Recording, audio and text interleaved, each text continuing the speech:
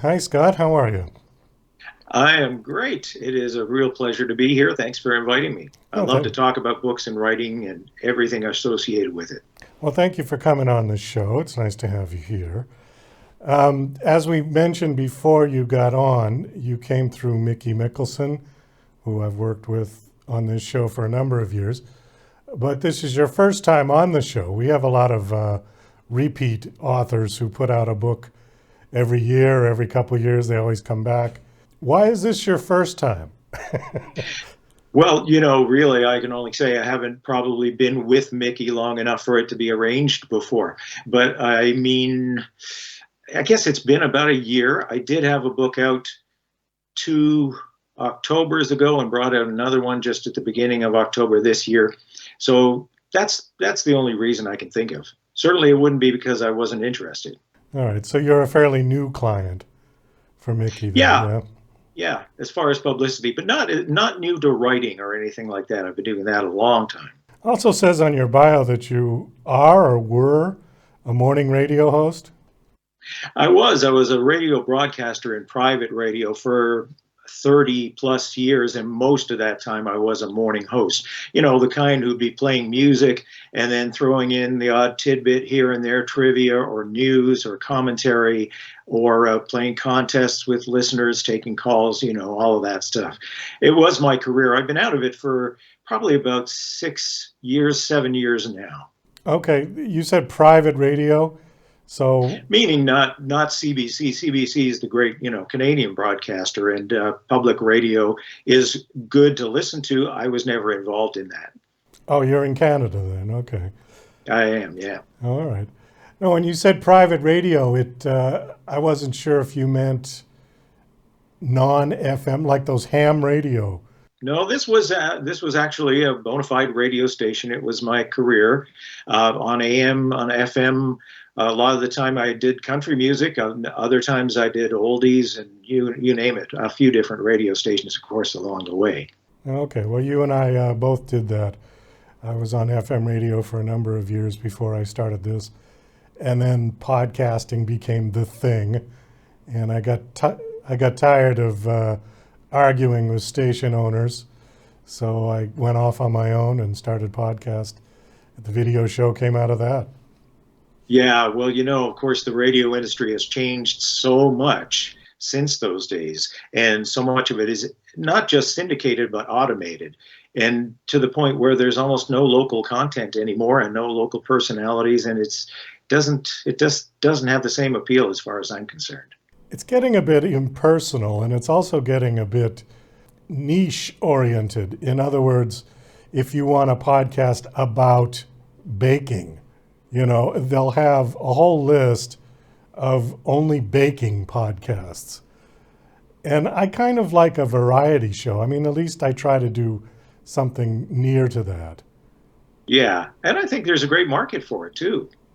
Well, I don't think a lot of people are doing it, which is funny because that's what people used to always do. And then it got very specific, politically specific, socially specific. And there isn't a lot of shows out there that's just like a little bit of this, a little bit of that. No, no. If you look at television, the closest things to variety shows would be Saturday Night Live or some of the late night shows that have guests and musical guests. And that doesn't cover any of or half of the spectrum that the old variety shows used to do. No, it's true.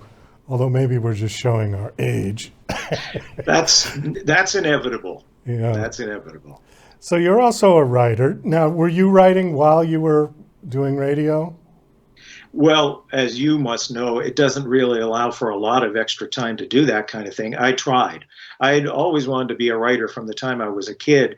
And I did try to make a go of it as a writer when I was young, just out of university, but I didn't have the experience and I didn't have the money to back me while I tried to actually make the income. In those days, it was probably more feasible to make a regular income from it. But when I could finally make the time in my radio industry career, I wrote a first novel about the radio industry. It was a kind of a mystery thriller about a morning guy who finds a death threat one day when he comes into work and his life falls apart from there. Write what you know. But I had always wanted to be a science fiction writer. It was my first love when it comes to reading books as well. So that's what I eventually got into. And I did write my first couple of books while I was still in radio, but they took a long time to write. You know, while you were saying that, I thought of that Clint Eastwood movie, Play Misty for Me. Hmm. Was it like that?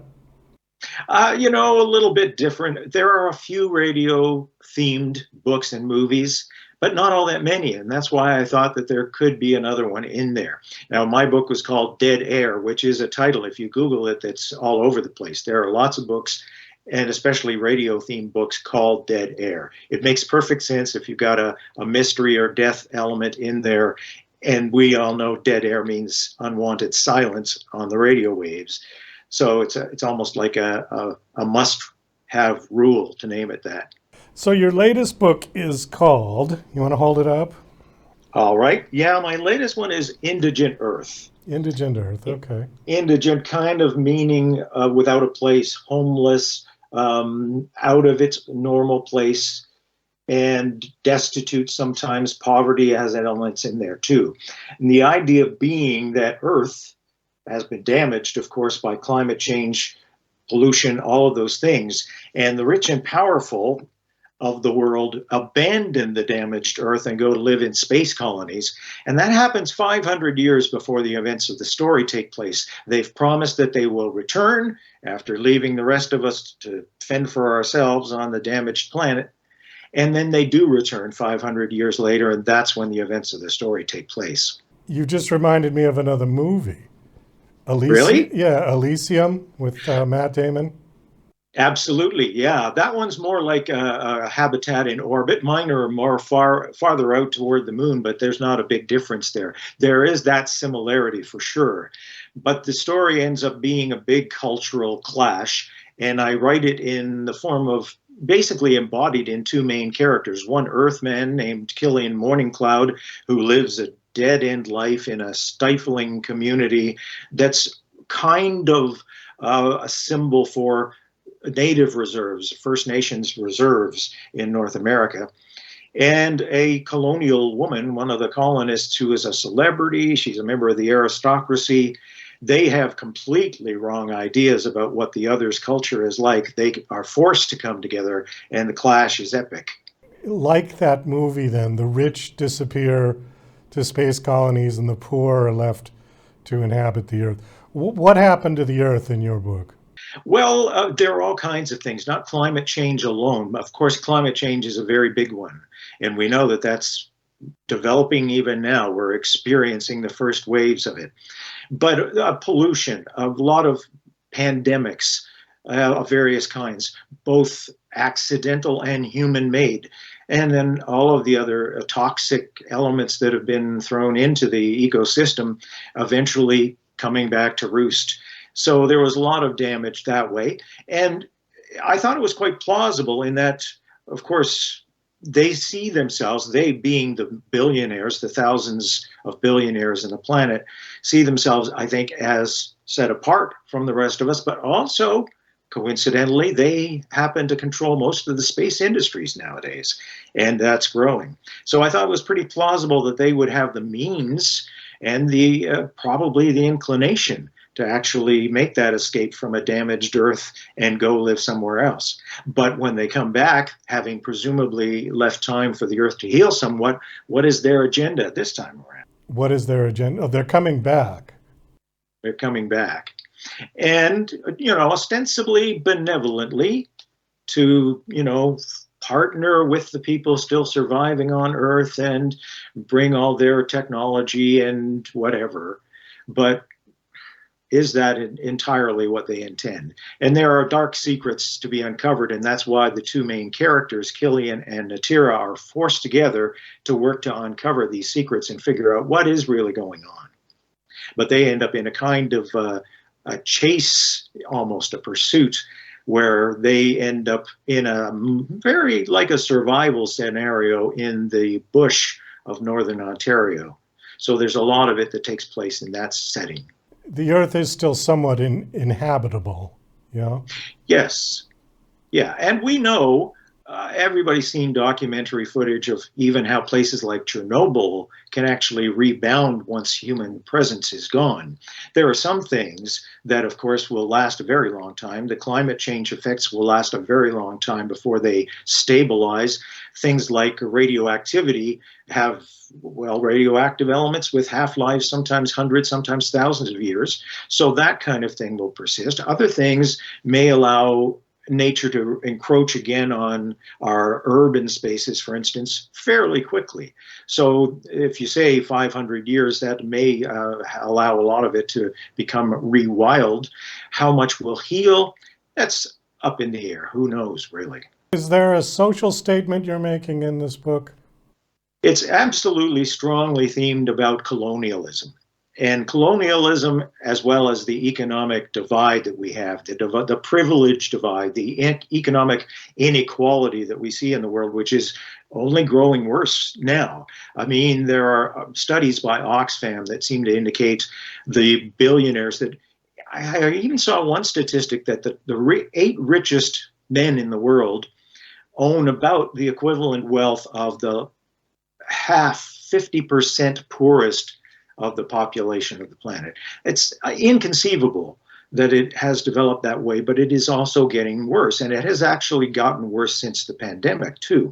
So those kinds of social statements are there. Now, I don't hit my audience over the head with a club, but it is a very strong colonial theme as well, because the colonialism aspect and our treatment as a country in Canada of our Indigenous peoples is now very strong in the public consciousness. And it wasn't for a very long time, but it has been. So I wanted to explore that and say effectively that colonialism isn't gone. It's just going to reshape itself. It's going to reform, and the colonists are going to be those wealthy people. And the rest of us could end up on the wrong side of that privilege divide even more than we are now. Well, from what I've been reading, it looks like China picked up where the British left off, particularly in Africa. Yes, I mean, certainly they don't come in with an army and attack everyone and conquer you in a military fashion. They do it by economic aid. And economic aid works. It's been working for them. And as colonialism just takes these different forms, it's all about power. It's all about having influence and authority over another population. And who knows when we, who think of ourselves as the affluent society in Western civilization, we may end up on the wrong side of that divide. It just depends on where that line is drawn and by whom. Yeah. And it's also control of the natural resources. Absolutely that. Yes. Yeah. Yes. Okay. Well, Scott, I think on that, we're going to kind of start to wind this down. So hold up the book again, please. Sure. You can see my 2 characters, and people hold it up a love little that. Higher. There we go. Yeah, they really enjoy that cover. And the cover is very representative of the 2 characters. There's a romance element, but in the sense of the, opposites attract kind of thing, because these people are about as opposite as you possibly can get. She's almost like a princess, and he's like a downtrodden average guy in like I said, a very dead-end sort of life trajectory. He's dreamed of the day these colonials would come back and hopefully take him with them back to the stars, lift him out of his life. Okay. The book is out now? It's been released? It is, yes. Yeah, it was published at the beginning of October, and it's in release. It's available certainly as an ebook everywhere that those things are sold online, available to order through Amazon, for instance, or your local bookstore. It probably wouldn't be stocked, but you could order it. Not an audiobook yet. I'm really slack when it comes to recording my own audiobooks, but I'll get around to it. Okay. Last question. Do you have a website that you want to give out? I certainly do, and it's very easy. If you can spell my name, it's just www.scottoverton.ca, Scott's SCOTTOVERTON, and that's the first place to start. It has sample chapters, it has book trailers, links to where you can buy the books. It has everything about all of the books that I have out. Well, thank you for coming on the show. It was nice meeting you. Best of luck with your work, your books, and hope to see you back on the show sometime. I'd be glad to join you again anytime. Thanks for having me.